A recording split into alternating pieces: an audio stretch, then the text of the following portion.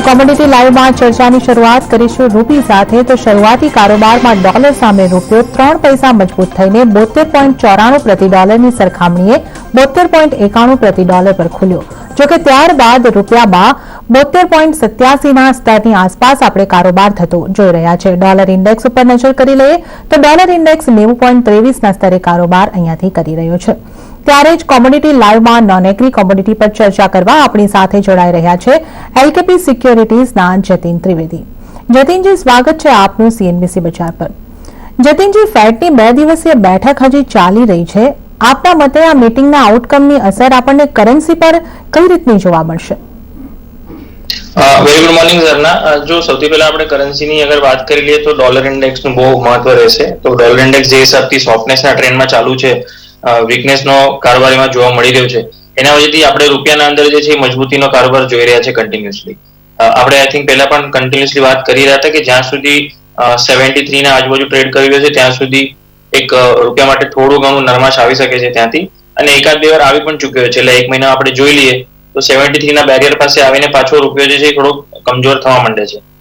But હવે જે છે પાછું 73 ના નીચે કન્ટિન્યુઅસ 73 ના ઉપર કન્ટિન્યુઅસ રૂપિયો ટ્રેડ કરવાનો ચાલુ કરી દીધું છે। મને એમ લાગે છે કે 72.70 72.60 ના લેવલ જે છે બહુ દૂર નથી। આવનાર દિવસોમાં ક્યારે બી 72, 70 ને 60 ના આજુબાજુના લેવલ્સ એકવાર માટે જરૂરથી ટચ કરવા જશે રૂપિયો જે છે। તો એડવાઇસ એ જ રહેશે કે સેલ ઓન રાઇઝની સ્ટ્રેટેજી મેન્ટેન રાખવાનું યુએસડી આઈએનઆર પેરના અંદર, જ્યાં સુધી આ પેર જે છે એ સ્પોટના અંદર 73.25 ના ઉપર ટ્રેડ નથી કરતો ત્યાં સુધી સ્પોટ પ્રાઇસના હિસાબે મને નથી લાગતું કે ત્યાં સુધી કોઈ વધારે બહુ મોટી તેજી આવશે યુએસડી આઈએનઆર પેરના અંદર। એક સ્વિંગ ટ્રેડ બની રહ્યું છે 73 ના આજુબાજુ જ્યારે બી પ્રાઇસીસ મળે છે ત્યારે શોર્ટ કરવાનો USD INR pair with respect to spot price, અને જે ડાઉનસાઇડ ટાર્ગેટ રહેશે અરાઉન્ડ અબાઉટ 72.70 અને 72.60 ના આજુબાજુ રહેશે। તમને સેલ ઓન રાઇઝની સ્ટ્રેટેજીની સલાહ અહીંયા આગળથી મળી રહી છે। જે લેવલ જણાવવામાં આવ્યું છે એનું ખાસ ધ્યાન અહીંયા આગળથી રાખવાનું રહેશે। તો હવે આપણે વાત કરી લઈશું સોનાની। તો યુએસ ફેડના ભાષણ પહેલા સોનામાં રેન્જ બાઉન્ડ કારોબાર રહ્યો। સ્થાનિક બજારમાં આશરે 5% દબાણ રહ્યું તો કોમેક્સ પર 1845 ડોલરની પાસે કારોબાર થઈ રહ્યો છે। વાસ્તવમાં યુએસમાં રાહત પેકેજ પરની અનિશ્ચિતતાને કારણે કિંમતો પર દબાણ રહ્યું, પણ આજે ફેડની 2 દિવસીય બેઠક બાદ બજારની નજર બેઠકના આઉટકમ ઉપર સ્થિર છે। તો સોનાની ચાલ પર આપણે હાલમાં નજર કરી લઈએ તો સ્થાનિક બજારમાં 48,818ની કિંમત આપણે જોઈ શકીએ છીએ, એટલે લગભગ 0.5% કરતા વધારેનું દબાણ સ્થાનિક બજારમાં અને લગભગ 5% જેટલું દબાણ આપણે આંતરરાષ્ટ્રીય બજારમાં જોઈ શકીએ છીએ। 1,846ના લેવલ આપણે આંતરરાષ્ટ્રીય બજારમાં જોઈ શકીએ છીએ। જતીનજી, આજે મોડી સાંજે ફેડ મીટિંગના આઉટકમ આપણી સામે આવશે, તો આજે હવે સોનામાં કઈ રીતે વેપાર કરવો જોઈએ? જ્યાં સુધી ફેડનું આઉટકમનું સ્ટેટમેન્ટ છે અને જે હિસાબથી સ્ટિમ્યુલસ પેકેજીસના અનાઉન્સમેન્ટ છે અને પોલિસીના જે ડિસિઝન્સ જે બી છે, આ બધી વસ્તુ જે છે એ કમ્પ્રાઇઝ થઈને ગોલ્ડ અને સિલ્વરના ઉપર થોડુંક હાવી થઈ રહ્યા છે, બીકોઝ જેટલું બી પેકેજનું અનાઉન્સમેન્ટ આવી રહ્યું છે એ એટલું પણ ઇઝી નથી, બીકોઝ એ રોલઆઉટ જે છે આઈ ડોન્ટ થિંક સો કે એક જ ફર્સ્ટ ટ્રાન્ચેમાં રોલઆઉટ થઈ જશે। It will take its on time કે જે રોલઆઉટનું અનાઉન્સમેન્ટ છે એ જરૂરી છે, બટ કેવી રીતના એ લોકો રોલઆઉટ કરે છે અને કેટલું એ મોટા પાયા પર ઇન્ડિવિજ્યુઅલ્સને બેનિફિટ થાય છે એ બહુ વધારે ઇમ્પોર્ટન્ટ છે, અને કેટલા ટાઈમમાં એ રોલઆઉટ થાય છે દેટ ઇઝ મોર ઇમ્પોર્ટન્ટ કે જસ્ટ બીકોઝ ધી અનાઉન્સમેન્ટ આવી જાય છે કે સ્ટિમ્યુલસ પેકેજ રોલઆઉટ થઈ ગયું છે ચાલુ, that is not more important, but કેટલા ટાઈમ પીરિયડના અંદર એ પૈસા જે છે એ ઇન્ડિવિજ્યુઅલ્સ પાસે પહોંચે છે જે લોકોની આર્થિક સ્થિતિ ખરાબ છે એ લોકોના પાસે, તો જેનાથી એ લોકોની આર્થિક સ્થિતિ સારું થઈ શકે।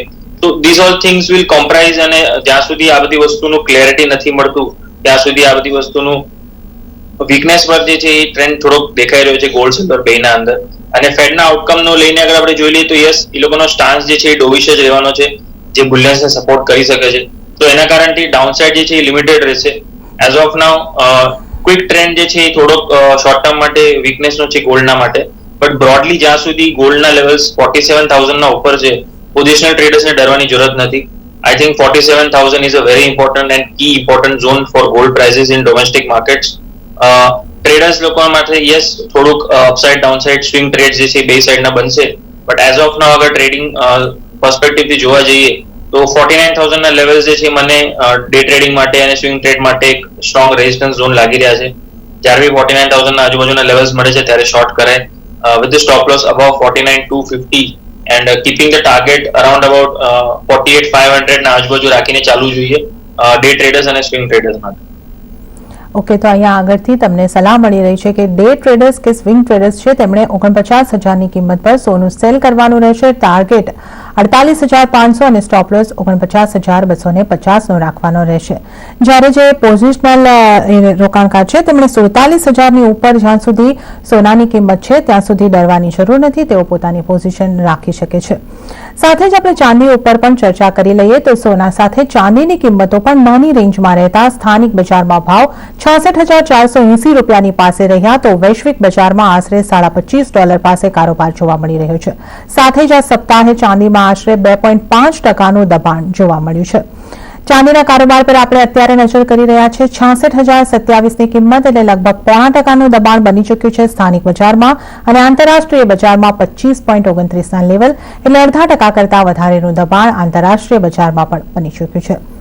જતીનજી, ચાંદીમાં પણ આપણે આજે એક રેન્જની અંદર કારોબાર જોઈ રહ્યા છે, તો શું અહીંયા પણ ફેડના આઉટકમ માટે વેટ ઓન વોચની સ્થિતિ જ બની રહી છે? Definitely wait and watch is much better, but અગર કોઈ ટ્રેડિંગ પર્સપેક્ટિવ થી અગર ટ્રેડ કરવા જ માંગે છે અને પ્લે કરવા માટે તો એઝ ઓફ નાઉ જે છે વીકનેસનો ટ્રેન્ડ જે છે કન્ટિન્યુડ લાગી રહ્યો છે અને આજે પાછો સ્પેશિયલી પ્રાઇસીસ જે છે ગેપડાઉન ઓપન થયા પછી પાછા હજી પણ પ્રાઇસીસના અંદર રિકવરી નથી આવી, શોર્ટ કવરિંગ જે છે જોવા નથી મળી રહ્યું ફિલહાલ તો મોર્નિંગ ટ્રેડના અંદર. તો જ્યાં સુધી આઈ થિંક 66,400 66,500 ના લેવલ્સના ઉપર ટ્રેડ કરવાનું ચાલુ નથી કરતું ચાંદી, ત્યાં સુધી ટ્રેડિંગ માટે તો મને એમ જ લાગે છે કે હજી પણ શોર્ટમાં જ રહેવું જોઈએ. So advice is sell at current price itself 66,100 66,200 ના આજુબાજુ, સ્ટોપ લોસ 66,500 ના ઉપર રાખીને અને ડાઉનસાઇડ અરાઉન્ડ અબાઉટ 65,500 65,200 નું ટાર્ગેટ 1 ટાર્ગેટ 2 રાખીને ચાંદીના અંદર પણ શોર્ટની સલાહ રહેશે. ઓકે, તો ચાંદીની અંદર પણ આપણને શોર્ટ કરવાની સલાહ અહીંયા આગળથી મળી રહી છે. કરંટ લેવલ ઉપર તમે ચાંદીને સેલ કરી શકો છો એવી અહીંયા આગળથી સલાહ મળી રહી છે. તો ફેડની જે મીટિંગ ચાલી રહી છે તેનું આઉટકમ આવશે પછી આપણને સોના ચાંદીની અંદર ઘણી બધી ક્લેરિટી મળશે અને જે રીતે આપણને અહીંયા આગળ સલાહ મળી રહી છે કે જે સ્ટિમ્યુલસ પેકેજની ઘણી બધી આશાઓ સેવાઈ રહી છે પરંતુ તેનું રોલ આઉટ કરવું એટલું બધું સહેલું નહીં રહેશે. એનું રોલ આઉટ કઈ રીતે થાય છે એના ઉપર બજારની સતત નજર બનેલી રહેશે. તો આ સાથે કોમોડિટી લાઈવમાં અહીંયા આગળ સમય થઈ રહ્યો છે એક નાનકડા વિરામનો. અહીં લઈશું એક નાનકડો વિરામ અને ત્યારબાદ અન્ય કોમોડિટીઝની આપણે ચર્ચા કરીશું.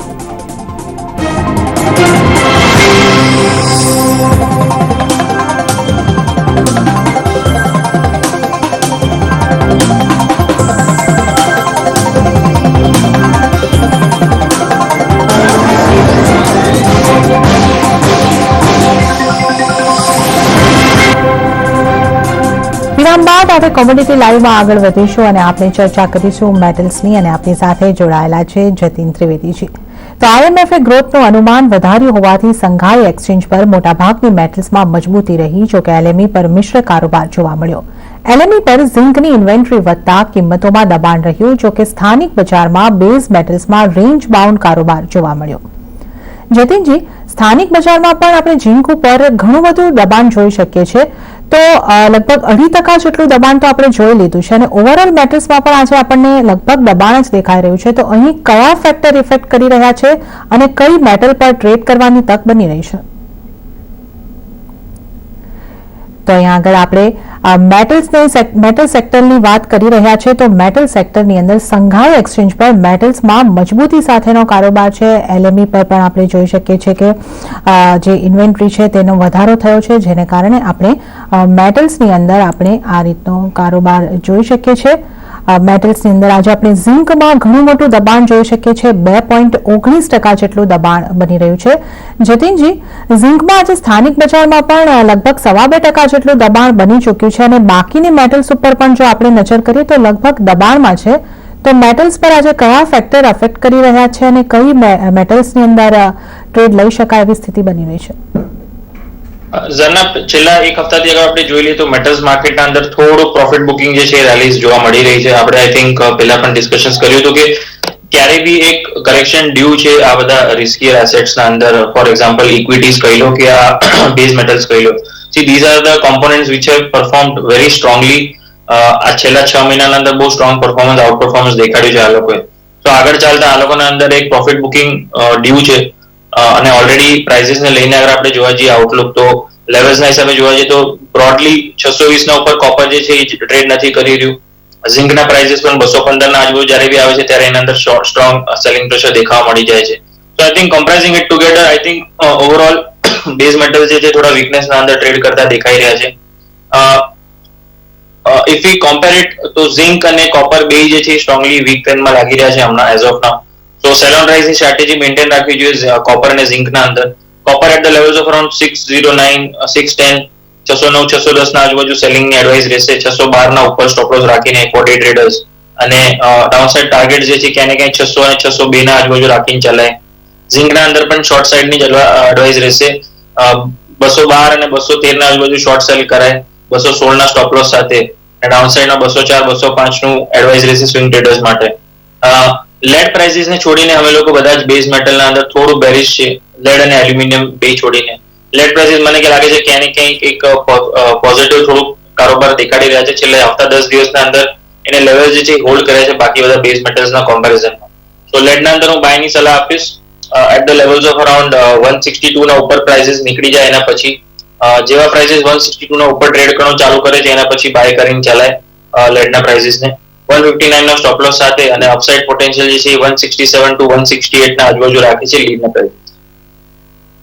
મેટલની અંદર તમારે આ રીતની સ્ટ્રેટેજી બનાવવાની રહેશે. લેડને તમે બાય કરી શકો છો 162 ની કિંમત પર, ટાર્ગેટ 167 અને સ્ટોપ લોસ 159. જ્યારે ઝિંક અને કોપરમાં તમને સેલ એન્ડ રાઇઝની સ્ટ્રેટેજી રાખવાની રહેશે. ઝિંક માટે 212, 213 પર તમે સેલ કરી શકો છો અને કોપર 609, 610 ની આસપાસ તમે સેલ કરીને ચાલી શકો છો. તો આ સાથે જ હવે આપણે આગળ વધીશું અને ક્રૂડ અંગે પણ ચર્ચા કરી લઈશું. તો કાચા તેલમાં તેજી યથાવત રહેતા સ્થાનિક બજારમાં ભાવ $3,836 ની પાસે જોવા મળ્યા, જ્યારે બ્રેન્ટમાં $56 પાસે કારોબાર થઈ રહ્યો છે. વાસ્તવમાં એક તરફ એપીઆઈના રિપોર્ટ મુજબ યુએસમાં ઓઇલ ઇન્વેન્ટરીમાં 5.27 મિલિયન BBLનો ઘટાડો જોવા મળ્યો, તો બીજી બાજુ ઇરાકમાં પણ હવે પોતાના ઓઇલ ઉત્પાદનમાં કાપ કરશે. આ બંને સમાચારોની અસર કિંમતો પર દેખાઈ રહી છે. સાથે જ ઈંધણની વધતી માંગને જોતા બાર્કલેઝ બેન્કે ક્રૂડ ઓઇલની તેજી પરના અનુમાનમાં વધારો પણ કર્યો છે.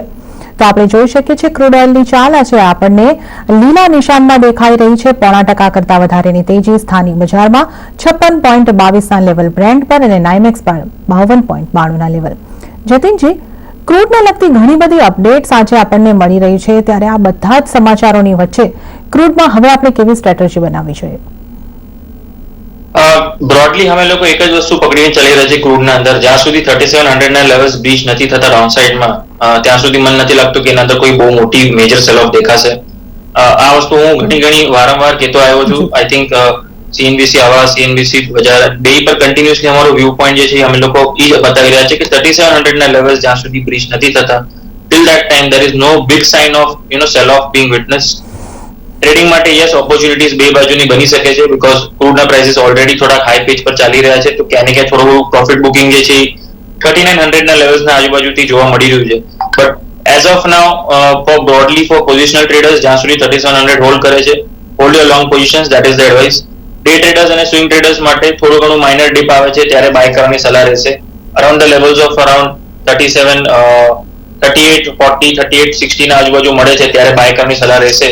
with the stop loss below 3820 and that keeping the target of around 3900 જ્યાં આગળ સ્ટ્રોંગ રેઝિસ્ટન્સ બનેલું છે ત્યાં આગળ પ્રોફિટ બુક કરીને નીકળી જવું જોઈએ. As of now short selling ની એડવાઇસ નથી બીકોઝ ક્રૂડના prices again I am repeating 3700 ના ઉપર છે ત્યાં સુધી એક સ્ટ્રોંગ બુલિશ ટ્રેન્ડ લાગી રહ્યો છે ક્રૂડના અંદર. ઓકે, તો ક્રૂડના પ્રાઇસીસ 3700 ની ઉપર છે ત્યાં સુધી બુલિશ ટ્રેન્ડ રહેશે. પોઝિશનલ ટ્રેડર્સ જે છે તે તેની અંદર બની રહી શકે છે અને જે શોર્ટ ટર્મ માટે ટ્રેડિંગ કરી રહ્યા છે તેમને બાય કરવાની સલાહ મળી રહી છે 3855 ની કિંમત પર, ટાર્ગેટ 3900, સ્ટોપ લોસ 3820 નો રાખીને ચાલવાનું રહેશે. સાથે જ આપણે નેચરલ ગેસની પણ વાત કરી લઈએ તો નેચરલ ગેસની કિંમતોમાં તેજી રહેતા એમસીએક્સ પર ભાવ શરૂઆતી કારોબારમાં આશરે 2% વધીને 192 ના સ્તર પર જોવા મળી રહ્યા છે. 192 ના સ્તર પર આપણે જોઈ શકીએ છીએ નેચરલ ગેસ કારોબાર કરી રહ્યો છે. 3% જેટલી તેજી સાથેનો કારોબાર અહીંયા આગળ આપણે જોઈ શકીએ છીએ. જતીનજી, નેચરલ ગેસમાં આપણે ઘણા મોટા અપ અને ડાઉન સાથેનો કારોબાર જોઈ રહ્યા છે. હવે અત્યારે જે આ મોટો અપ દેખાઈ રહ્યો છે તે શું વિન્ટરને કારણે છે અને આ જે તેજી છે તે સસ્ટેન થઈ શકશે? ઝરના એકચ્યુઅલી આપણે જોવા જઈએ તો વિન્ટર સેશન્સ જ્યારે સ્ટ્રોંગ પીક પર હોય છે ત્યારે નેચરલ ગેસના પ્રાઇસીસ એકદમ સ્ટ્રોંગ અપટ્રેન્ડમાં હોવા જોતા હતા, બટ છેલ્લા એકાદ મહિનામાં આપણે જોઈએ તો પ્રાઇસીસે બહુ સ્ટ્રોંગલી કરેક્શન પણ દેખાડી દીધું છે. જ્યારે વિન્ટર સેશનનું પીક ટાઈમ હોવું જોતું હતું ત્યારે જ ઇનફેક્ટ વિન્ટર્સ એટલા સ્ટ્રોંગ નહીં હતા નોર્ધન રિજન્સના ઓલામાં, તો જેના કારણે સ્ટોરેજ જે છે એ પણ વધી રહ્યું હતું, બીકોઝ નેચરલ ગેસનું પ્રોડક્શન કરવા માટે કોઈ ડિફિકલ્ટી નહીં હતી because of not so strong winters. But January month હંમેશા થોડુંક એક એમ કહેવાય ને કે સિઝનેલિટીના હિસાબે થોડુંક ઠંડી ઘણીવાર ઓછી પણ હોઈ શકે છે, વધારે પણ હોઈ શકે છે જાન્યુઆરી મંથના અંદર. હમણાં આપણે રિસેન્ટલી જોઈ શકીએ છીએ કે છેલ્લા 2-4 દિવસથી અપડેટ્સ એવા છે કે વિન્ટર જે છે પાછું થોડું પીક લઈ રહ્યું છે ત્યાં આગળ નોર્ધન રિજન્સમાં, જેના કારણે નેચરલ ગેસના પ્રાઇસીસ છેલ્લા 2-3 દિવસથી પાછું એક સપોર્ટ લઈ રહ્યા છે પ્રાઇસીસ લોઅર લેવલ્સ પર. અને બ્રોડલી અગર ટેકનિકલી હું જોવા જાઉં પ્રાઇસીસને લઈને તો મેં આ વસ્તુ વારવાર કીધી છે આપણા દર્શકોને કે જ્યારે બી નેચરલ ગેસના પ્રાઇસીસ 170-180 ના આજુબાજુના બેરિયરના પાસે આવી જાય છે ત્યારબાદ એના અંદર બહુ વધારે મંદી કરવાની જરૂરત નથી, બીકોઝ હિસ્ટોરિકલી આપણે જોયું છે કે પ્રાઇસીસ લેવલ્સના આજુબાજુ હંમેશા સ્ટ્રોંગ સપોર્ટ્સ લઈ જ લે છે. સો એઝ ઓફ નાઉ બાયર્સ માટે થોડું ફેવરેબલ લાગી રહ્યું છે ટ્રેડ 2-3 દિવસના માટે અગર પર્સપેક્ટિવ જોઈ લઈએ તો for the remaining days of the week. Around about 188-189 ના આજુબાજુ પ્રાઇસીસ મળે છે ત્યારે બાય કરવાની સલાહ રહેશે અમારી, keeping the stop loss below 185 strictly and aiming for the target of around 198-197 આજુબાજુના ટાર્ગેટ્સ રાખીને ચાલી શકે.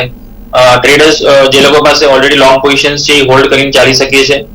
સ્ટોપ લોસ સેમ રહેશે 185 નો, અને અગર કોઈ શોર્ટ કર્યું છે તો એના માટે એડવાઇસ રહેશે કે 201 ના સ્ટ્રિક્ટ સ્ટોપ લોસ સાથે કામ કરવું, બહુ વધારે વાર સુધી શોર્ટ પોઝિશન્સ કેરી નહીં કરવી, બીકોઝ વિન્ટર સેશન જે છે એ બહુ અનપ્રેડિક્ટેબલ રહે છે ઘણીવાર, તો જેના કારણે નેચરલ ગેસના પ્રાઇસીસ રોજના પાયા પર તમને gap up gap down opening દેખાડી શકે છે. તો સ્ટ્રેટ ફોરવર્ડ એડવાઇસ છે, બાય ઓન ડિપ્સનું સ્ટ્રેટેજી મેન્ટેન રાખો ટ્રેડર્સ માટે. શોર્ટ પોઝિશન્સ છે બ્રોડલી અગર કોઈની મોટી પોઝિશન શોર્ટ પોઝિશન્સ છે તો 201 નો સ્ટોપ લોસ રહેશે, લોંગ પોઝિશન્સ માટે 185 નો સ્ટોપ લોસ રહેશે. જી, તો નેચરલ ગેસ માટે એટલે આ આખી સ્ટ્રેટેજી તમને દર્શાવવામાં આવી છે, તેની ખાસ તમારા કયા લેવલ પર તમે કારોબાર કર્યો છે એ રીતે તમે તમારા નિર્ણય ટ્રેડના લઈ શકો છો. તો આ સાથે જ જતીનજી, આપનો ઘણો આભાર, આપ અમારી સાથે જોડાયા અને તમામ નોન એગ્રી કોમોડિટીઝ અંગે ચર્ચા કરી. તો આ સાથે જ કોમોડિટી લાઈવમાં અત્યારે સમય થઈ રહ્યો છે કે નાનકડો વિરામ લેવાનો. અહીં લઈશું એક નાનકડો વિરામ અને ત્યારબાદ આપણે ચર્ચા કરીશું એગ્રી કોમોડિટીઝની.